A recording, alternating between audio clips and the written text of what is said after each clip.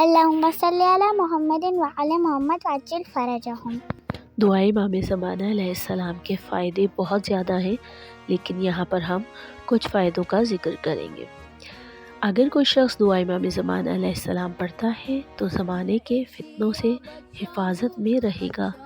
Number 2، امام زمانہ علیہ السلام آپ کے حق میں دعا کریں گے۔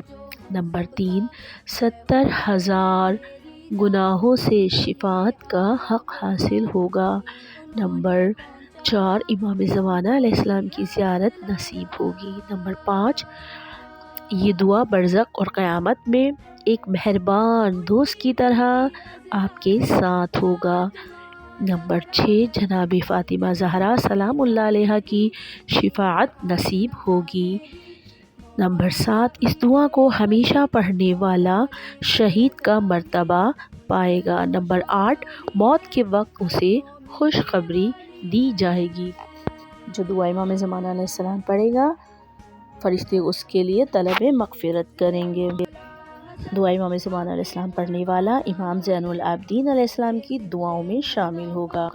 دعا امام زمانہ علیہ السلام پڑھنے والا قیامت میں امیر المومنین حضرت علی علیہ السلام کے ساتھ ان کے درجے میں ہوگا۔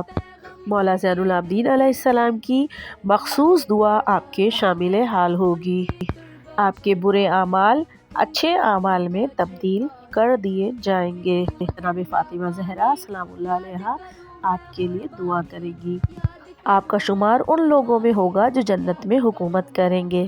قیامت میں ائمہ اطہار علیہم السلام کے ساتھ محشور ہوں گے انشاءاللہ۔